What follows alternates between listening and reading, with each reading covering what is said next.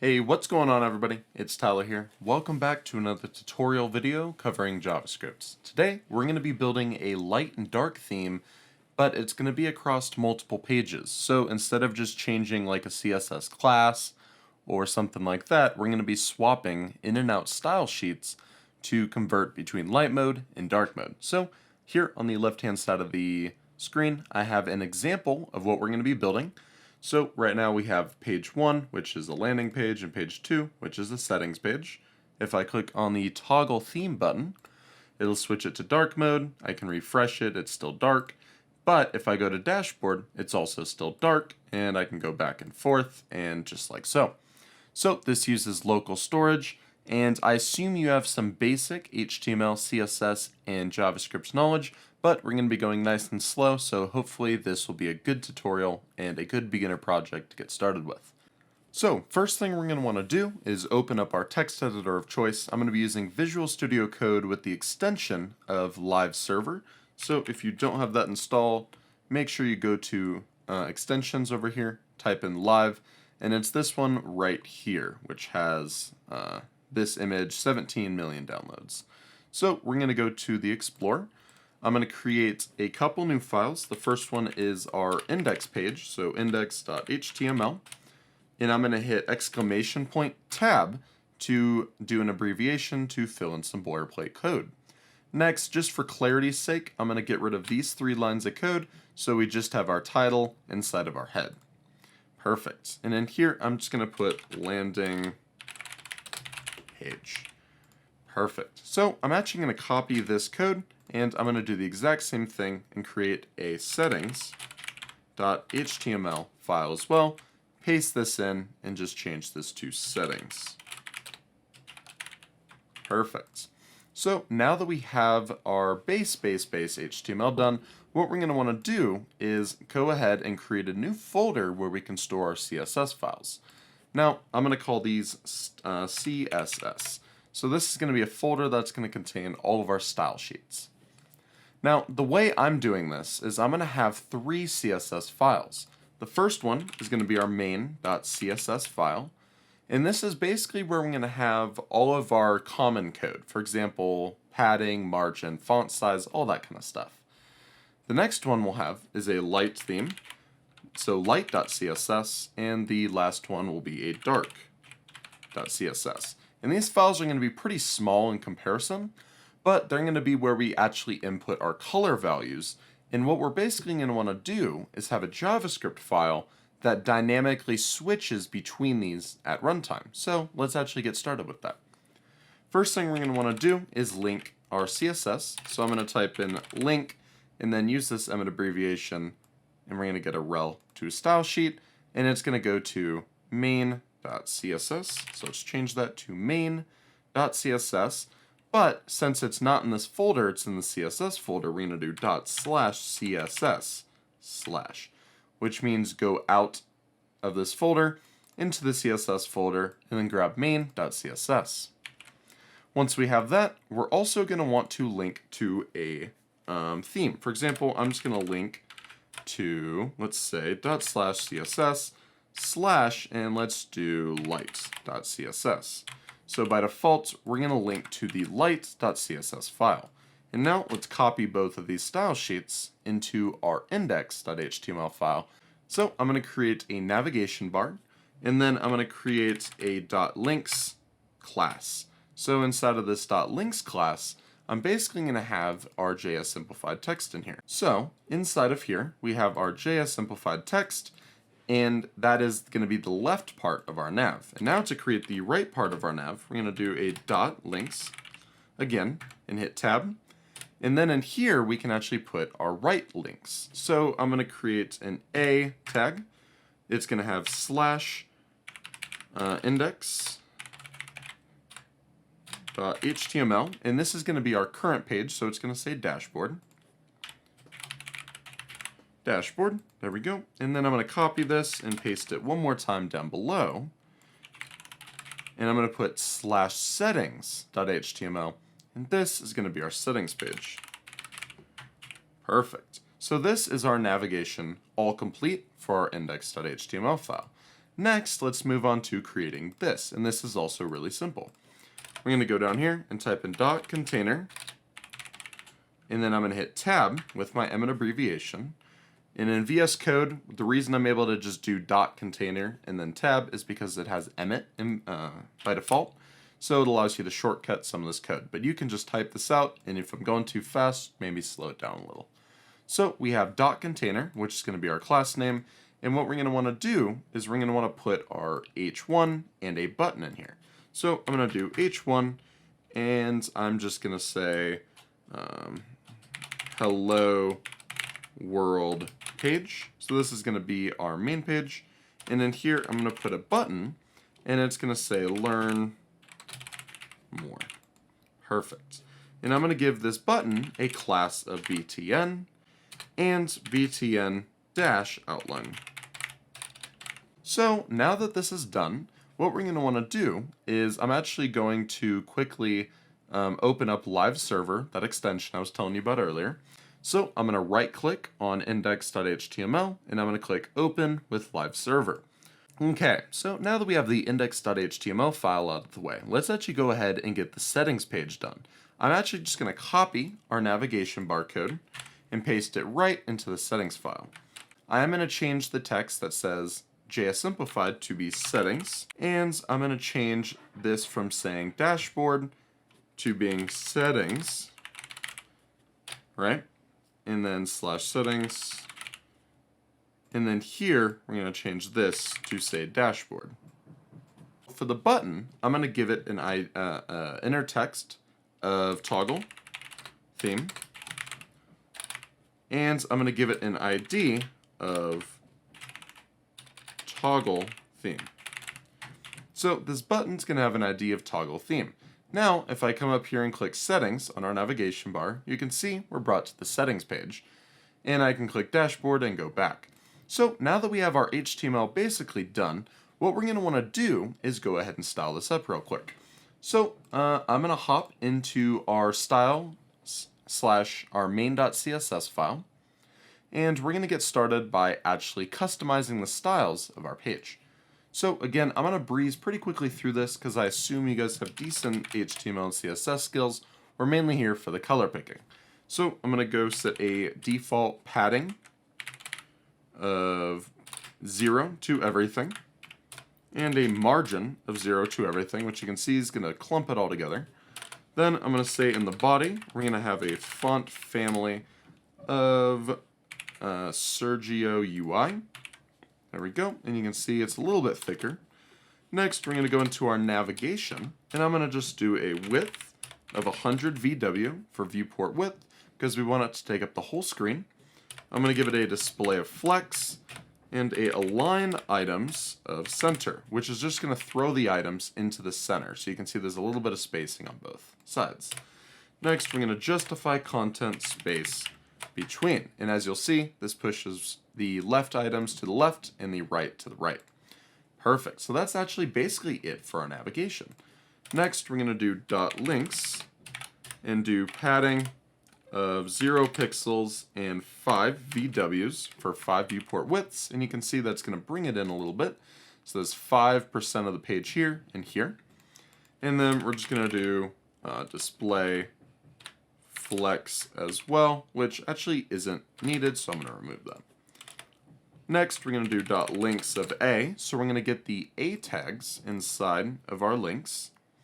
And what we're going to do is we're going to give it a padding of 20 pixels on both the top and the bottom, which you'll see does this.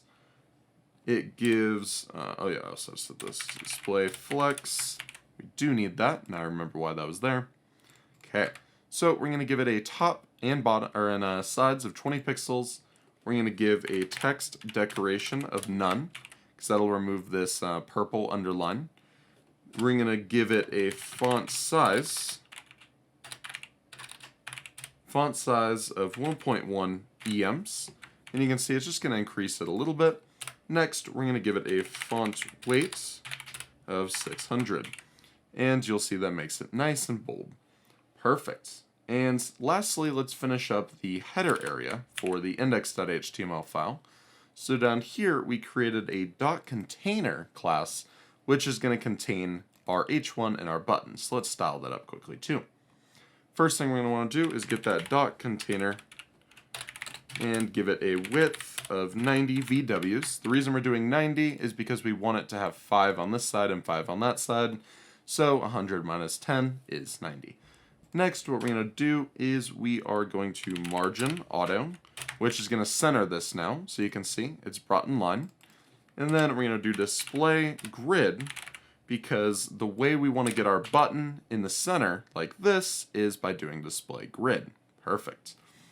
Next, let's go ahead and actually style up our h1. So we have an h1, and let's style it up with a margin top of 180 pixels, a font size of 3 EMs, a text align center, and you can see it brings it down and centers the text. And lastly, let's style up the .btn, which what we're going to do is we're going to do font size of 1.1 EMs. We're going to give it a cursor of pointer, a padding of 15 pixels, and let's say 20 pixels, an outline of none.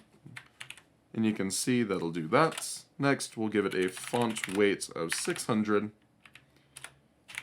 text decoration of none, and then we're going to do margin, which is going to do 20 pixels on the top and bottom, and then auto to center it. Okay, so I made a few mistakes. First thing we're going to want to do to fix this is we're going to want to change margin top to just be margin of 20 pixels in auto, and you can see that'll actually fix our mistake. And then in the settings.html, we're going to want to also wrap this button inside of container so we can center it. So we're going to do .container and then button. Perfect, and that'll center it like so. So just like that, we are actually all done with our HTML and our CSS. Now the question is, how do we actually get these to style correctly? Currently we have the light theme set for the styles, so I'm going to quickly go ahead and copy in the light theme styles from my right monitor. It's only about 20 lines of code. I'm going to copy it in, and this is what we want the light theme to look like. We're just setting the body's background color to basically a white and a black font. The nav, we're inverting it, and then we're setting the buttons and stuff like that. And so as you can see, we're basically just setting the light theme to be the way we want. If I go into this code though and change it to dark.css, as you can see in here, dark.css, you can see our old settings are now gone, and that's what we would expect.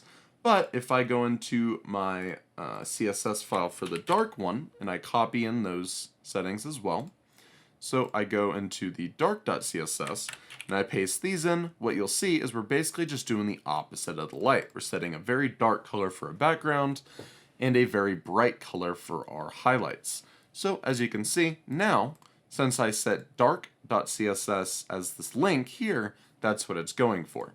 So that is basically what we're going to want to do. We want to click this button, and we want it to change what this href is pointing to. And this is actually really simple.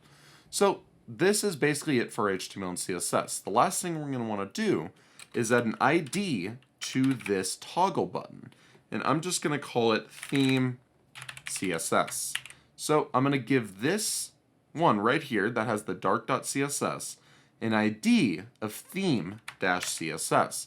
And we're going to do it for the index page as well as the settings page. And this will allow us to grab this link element through JavaScript. So now that we're done with our CSS, I'm going to create a new file called theme.js. So we're going to call it theme.js. And in here, we're going to link it in the bottom of our HTML. So I'm going to type in script source ./theme.js, and I'm going to do defer to load it after the page is loaded. So I'm just going to copy this and paste it at the bottom of our settings and our index.html. So now that we're done with our HTML and our CSS, let's go ahead and write the JavaScript that's actually going to do this. So there's kind of two things we want to do. First, we want to get a reference to our CSS style sheet, so that way we can change it. Remember that as a ID of theme-CSS. So we'll call this CSS style sheet, and we're going to call it, set it equal to document.getElement by ID. And this takes in a string with the name of our element. So it's theme-CSS. So that is how we can get a reference to our elements. And next, we're going to want to get a reference to the toggle button, which is on the settings page. And this is only on the settings page, but it has an ID of toggle-theme. So we're going to do const toggle button is equal to document.getElement by ID toggle-theme. Now, there's one problem we're quickly going to run into, and that's that this toggle button, we're trying to get access to it on the settings page, which is right here, and the index page. But the problem is there's no toggle button on the index page. So what's going to happen is this is going to throw an error. And to avoid that, we're just going to check if toggle button exists, then we're actually going to handle our event listener. So we'll do toggle button.add event listener for click, and we're just going to run a function called change theme, which I haven't created yet. The reason we're doing this if check, by the way, is again, we don't want to call an event listener on something that doesn't exist on our index.html file. Only our settings page will this exist. So let's actually create this change theme function now. So we're going to create a new function called change theme, and this is going to be a pretty simple function. It's going to have a few steps. The first step is get the current theme. Then what we're going to want to do is we're going to want to invert the theme, and then we're going to want to save the new theme and show it. So there's three steps to this process. Getting the current theme, I'm going to actually put in its own little function. So I'm going to create a new function called getTheme, which is basically going to look it through our local storage and get the current theme. So how do we do this, right? Well, JavaScript has a really nifty function called local store, or a really nifty class called local storage. So we can do local storage dot, and it has a few elements. It has clear, which is for clearing all of the storage, get item, and set item are what we're interested in though. So we're going to do local storage dot get item. Now what this takes in is a string, and it says it returns the current value associated with the given key, or null if it does not exist. And that's important to remember. It returns null if the key does not exist, aka if we've never set it before, for example. So what I'm going to do is I'm going to set a value of theme equal to local storage.getItem, and we're just going to call it theme. Now, what we want to do is we want to check if this theme is null. Because again, it even told us this could return null if the user hasn't submitted it. So what I'm going to do to demonstrate this is I'm just going to alert the value of theme when we call this function. Now, let's actually add this function into our change theme. So we're going to do const old theme is equal to get theme. Okay. So when I click this toggle theme button, it's going to run this event listener. It's going to call this, and then we're going to get access to our old theme. So I'm going to click toggle theme, and what you see is we get null. Just as I was saying earlier, when the value is not set in storage, we will get null. So by going over here, you can see there's nothing in our local storage. And to view this, all you have to do is go from the console to application, and then down here, local storage, and then right here. And you'll be able to see the key value pairs. Now, let's actually set the theme if it gives us null, because again, right now it's giving us null. So what we're going to want to do is we're going to say if theme is equal to null, right? We're going to want to change the theme. And what we're going to do is we're going to say theme is equal to dark or light, whatever you want to call it, right? And then we're just going to do local storage.set item, which takes in the key, which we called theme, so I'm going to keep it consistent, theme, and it takes in a new string value, and I'm going to pass in theme. I could just pass in dark like I did here. And then we're just going to return theme. So what's going to happen now is we're going to get the theme. It's going to be null, but that's fine, because then we're going to get the theme and set it to dark, and then we're just going to return dark. So when we get to this point, we're either returning light or dark out of this function. So returns light or dark. So this is what our function done. Old theme will now have either light or dark in it. And now, if I run this and I just alert old theme, we should see it should show us dark. So I click this and we get dark. Perfect. Now what we want to do is actually invert the theme so that way we can actually show the new one, right? And there's two ways of doing this. We can do an if old theme is equal to dark, like so. If old theme is equal to dark, what we can do is we can set a value up here called let new theme is equal to empty for now. So let new theme, and then we can say new theme is equal to lights. And then else new theme is equal to dark. So we could do this. This is a little bit messy, and I don't really like this. But we could create a new variable called new theme and say old theme is equal to dark. If it is, then we're just going to invert it. You know, the opposite of dark is light, and vice versa. If this fails, that means it's on light and we'll go to dark. So this works. And to demonstrate this works, we're just going to alert new theme, right? Which we expect to be light now. Yep, and it is. Perfect. So what we can do is now we can do local storage.set item theme of new theme. And then the most important part of this whole entire thing is actually changing the style sheet. So what we're going to want to do is do CSS style sheet. So we're going to get access to this style sheet, which if you don't remember, the theme-css is the ID. This comes from right here. We have a style sheet which has theme-css on both of our pages. So what we're going to do is we're going to do .href is equal to, well, I'm going to create a template string, and we basically want it to do ./css/ the name of either dark or light, and then .css. So we're going to do ./css/ I'm going to open up $ and then brackets to put in the new theme, because again, we know the new theme is either light or dark. And since this is either dark or light, it'll work perfectly. And these have to match the names of the CSS files. I'm doing dark.css, which means in here, I'm doing dark or light, right? So, and then .css. And just like that, we are now able to invert our page. And let me show it, right? So I can click toggle theme, and we go back and forth between our pages, right? But if I go to the dashboard page, you'll notice if it's light mode, I go to the dashboard page, it's dark mode. Now, why is that, right?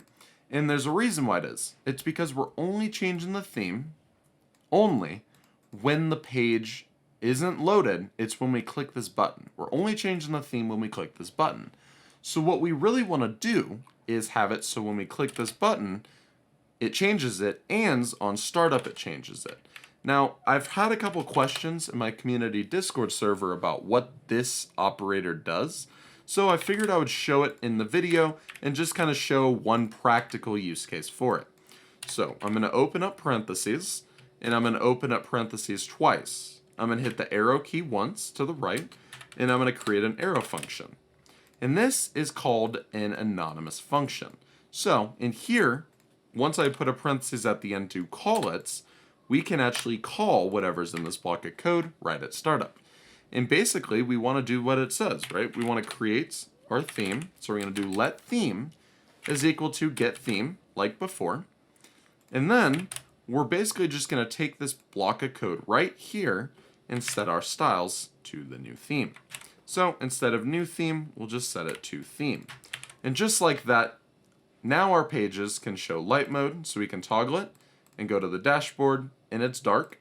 I can toggle it again and go to the dashboard and it's light. Now, before you leave, there's one last thing I want to show you, and that is a ternary operator. This looks kind of messy, and it is, and I figured I would show you guys how we can take this 4 lines of code and make it into a one-liner. So right now, I'm going to make this a constant of new theme.